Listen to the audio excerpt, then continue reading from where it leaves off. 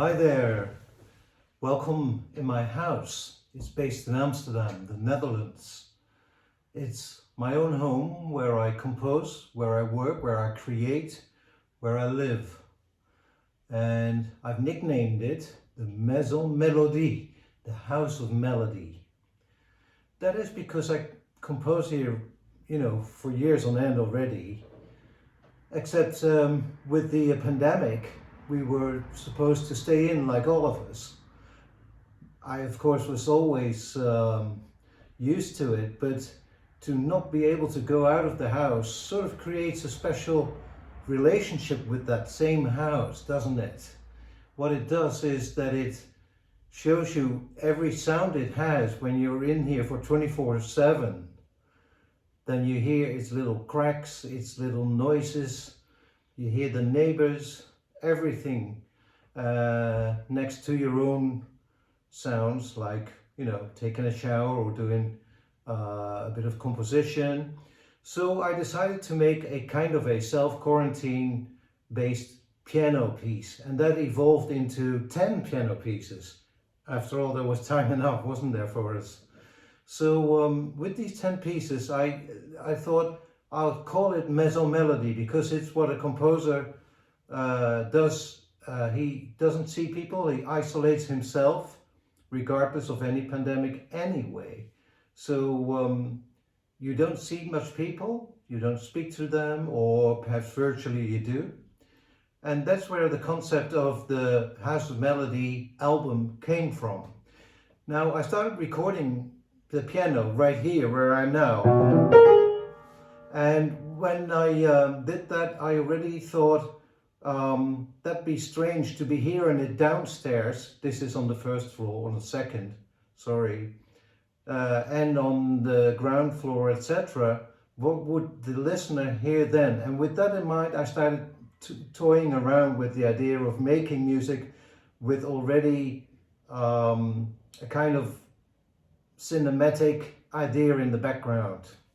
When I Googled, like we all do as well, I realized that the current technology for surround sound, Dolby Atmos it's called, not only enables you to do such a thing on my side, on the recording side, but also on your side. Namely, in the old days, you need to have a very costly stereo setup, surround setup in your own home, thousands of pounds or euros.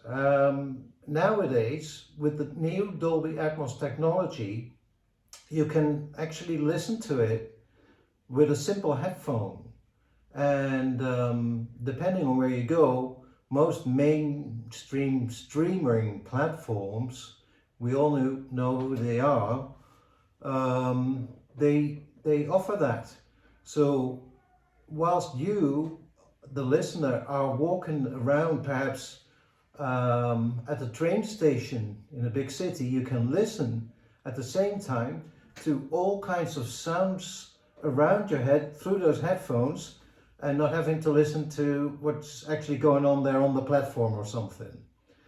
So I decided to not only do a mix down, where you balance all your music tracks into one in Dolby Atmos, but to actually record in Dolby Atmos. So I went to another studio than my own, a professional recording studio where we, I play piano, and there were not only two microphones like the two over here for a normal stereo recording, but we actually had microphones placed everywhere, on the sides, upstairs, downstairs, underneath the piano, in the rear, left and right, front, left and right, central.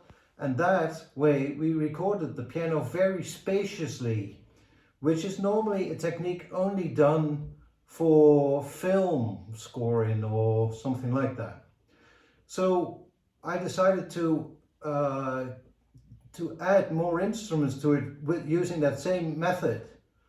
So like a string section and a bit of sound design. And what we did was we recorded those already with in mind that it should be for multiple speakers to be reproducing them. So I was thinking how to write a string arrangement which would sound good if it travels in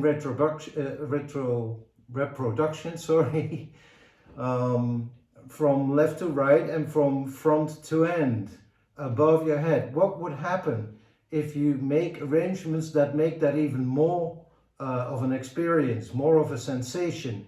And that's how I started making those arrangements in the studio.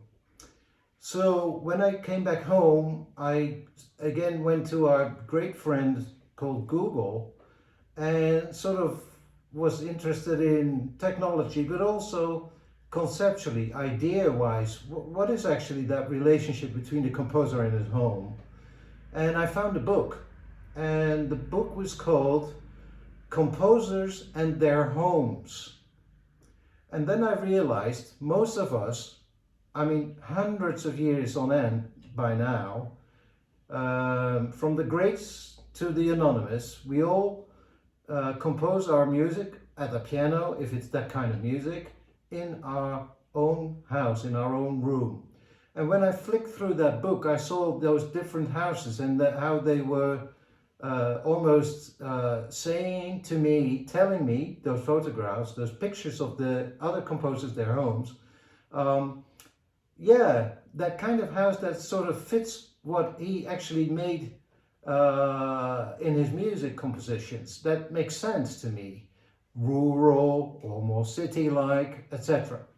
So I decided to make a kind of a combination between my music and the sounds I hear as a composer when I'm relaxing or taking a meal or something, and to mix those so that I could invite a listener, you, on your headphone to see and hear, most of all, and therefore experience what a composer experiences whilst creating or relaxing in his own environment.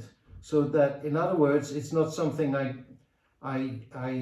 traditionally, what creators do is they make something and then they hand it over to the listener and they can do whatever they want with it.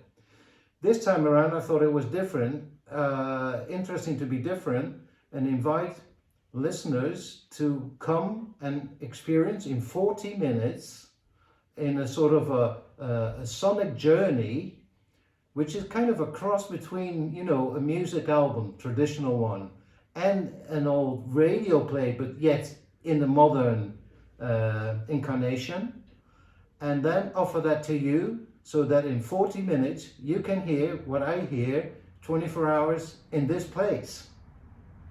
And that was the idea of Maison Melody, AM, PM, 24 hours in a day of my creational life, domestical life, for you to experience in 40 minutes. So I hope you will take the plunge if you're interested in not only music, but also in spoken word or in radio drama or podcasts. Then this is my effort to merge those genres in one and make you feel like having a different experience than your average one. So you're cordially invited over here to experience with me virtually through your headphones what I hear and what I decided to do to create music with. So I hope you'll be interested in this kind of idea. It's kind of a new concept, and what I believe is that this could well be, you know, a new normal genre for the next years to come. A kind of cinema for the ears. Thanks.